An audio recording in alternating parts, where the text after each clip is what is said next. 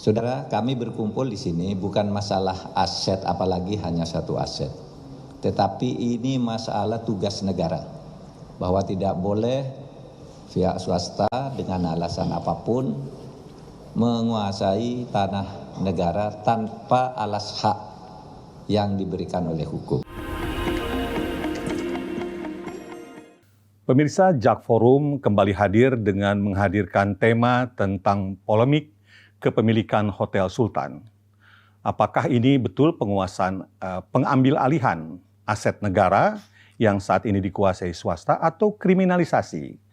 Nah, 8 September 2023 lalu, Menko Polhukam disertai dengan Kapolri, didampingi juga Menteri ATR BPN dan beberapa pengacara menggelar jumpa pers. Ada beberapa hal yang disampaikan, tapi intinya dia meminta agar pihak swasta segera mengembalikan karena dikuasai lahan tersebut secara melawan hukum. Kira-kira seperti itu. Tentu saja dari pihak kuasa hukum PT Indobilco selaku pengelola Hotel Sultan membantah keras. Telah hadir bersama kami dua orang kuasa hukum dari Indobilco. Yang pertama Bapak Hamdan Zulfa didampingi atau beserta dengan Pak Amir Samsudin. Apa kabar Bapak-bapak? Alhamdulillah. Sehat ya? Sehat. Baik, mungkin yang pertama saya bertanya dulu ke Pak Hamdan. Menurut Pak Hamdan, apa reaksi dari PT Indobilco dan Anda berdua selaku kuasa hukumnya terkait dengan pernyataan pers atau jumpa pers yang disampaikan oleh Menko Polhukam didampingi oleh Kapolri dan Menteri ATR BPN. Silakan. Ya, jadi gini. Setelah kami mempelajari secara detail dokumen-dokumen kepemilikan oleh PT Indobilco dan permasalahan selama ini, kami yakin benar bahwa PT Indobilco menempati tanah ini berdasarkan alas hak yang sah dan diperoleh juga secara sah. Ya. Jadi tahun 71 ya, PT Indobilco diminta oleh pemerintah dalam hal ini Gubernur Jakarta untuk membangun fasilitas pertemuan internasional yaitu hotel dan convention yang bertaraf internasional di lokasi ini. Karena itu pemerintah DKI pada saat itu menyerahkan tanah ini untuk pembangunan itu. Tapi penyerahan itu bukan cuma-cuma. Ya. Penyerahan itu ada kewajiban Indobilco untuk membayar kepada negara. Bayarannya berapa? Bentuk bayarannya pertama adalah berupa uang, yaitu 1.500.000 USD. Kemudian yang kedua, ini dapat dibaca di perjanjian itu, kewajiban Indobilco untuk membangun convention, ya ruang sidang besar. Untuk yang kedua ini, pada perkembangannya dibangun oleh Pertamina. Okay. Karena dibangun oleh Pertamina, maka dalam rangka menjalankan kewajibannya untuk membangun sebagaimana kesepakatan dengan pemerintah, PT Indobilco membayar penggantian pembangunan itu 6 juta US. Jadi 1,5 ditambah 6 juta US itulah biaya perolehan tanah ini, di mana pemerintah memberikan HGB selama 30 tahun. Oke, untuk pembayaran itu Anda ingin mengatakan bahwa tidak benar tidak mengeluarkan sepeser pun untuk memperoleh lahan itu. Anda ingin mengatakan itu? Itu hoax kalau bilang 1% pun tidak membayar. Karena 6 juta, karena 7,5 juta US dibayar kepada pemerintah. Pada saat itu ya, pada saat itu sangat besar lah. Sangat besar sekali, itu jauh di atas harga tanah pada saat itu kalau kita beli tanah di daerah ini. Tahun 70 berapa Pak Hamdan? Tahun 71. 71, 72, 74 selesai hotel.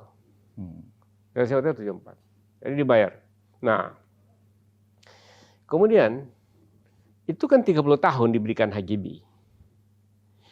Dalam SK itu juga dikatakan berhak mendapatkan HGB dan dapat diperpanjang sesuai peraturan perundang-undangan.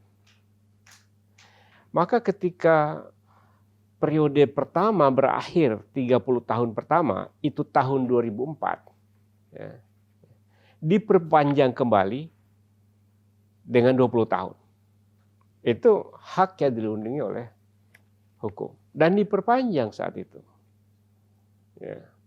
Dan sekarang ini masih ada hak yang diberikan oleh hukum yang berlaku di Indonesia, yaitu dapat diperbaharui kembali selama-lamanya 30 tahun.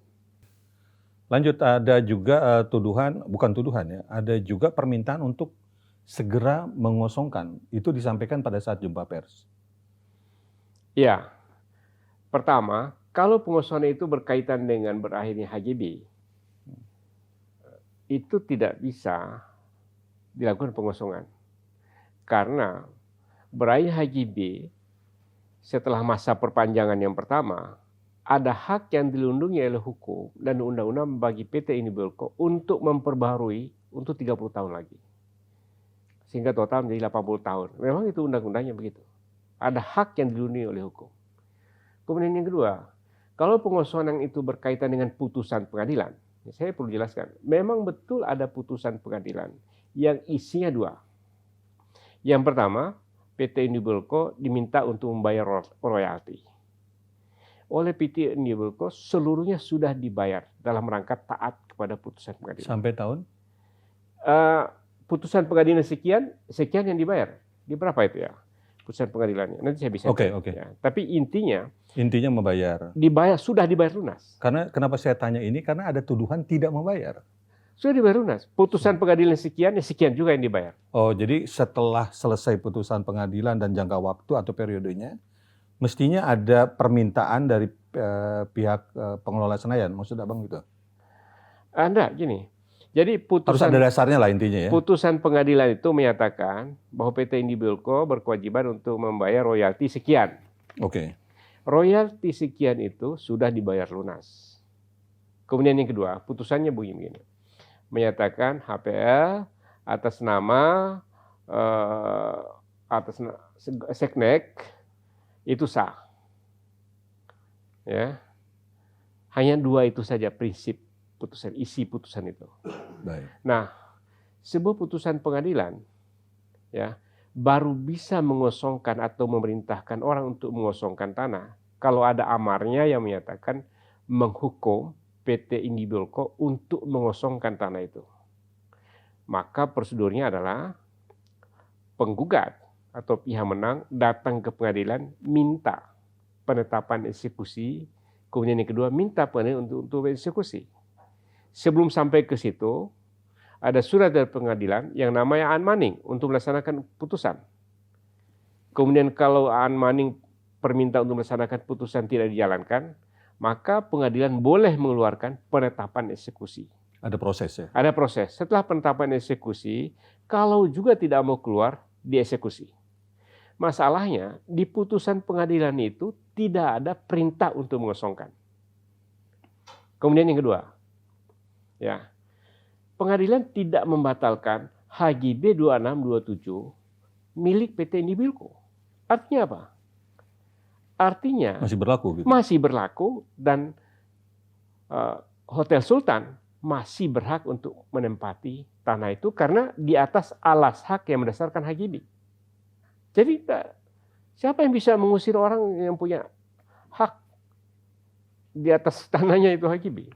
Ya, dengan kata lain tidak benar bahwa dikuasai secara melawan hukum. Tidak benar, karena kita menguasai, ini PT Indobilco menguasai di atas hak yang sah yang dilindungi oleh Undang-Undang Pemerintah Republik Indonesia yaitu HGB.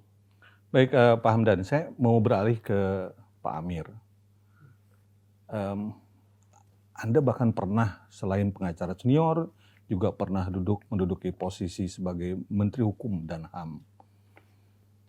Ini due process of law atau bukan? Nah, justru di situ saya kira pertanyaan yang bagus ya. Di dalam suatu proses pengadilan memang due process of law itu sangat wajib menjadi pegangan utama. Ya. Tetapi pertama-tama tentunya kita mengidentifikasi dulu persoalan ini. Masalah sengketa ini apakah sengketa kepemilikan atau sengketa penghunian tanpa hak? Manakala kita telusuri, ini adalah sengketa pemilikan. Kalau sengketa pemilikan, dan itulah nyatanya, tentunya kita harus wajib tunduk kepada due process of law. Saya dengan Pak Hamdan sangat patuh kepada due process of law itu. Baik, pemirsa JAK Forum, kita akan lanjutkan dialog setelah pesan-pesan berikut.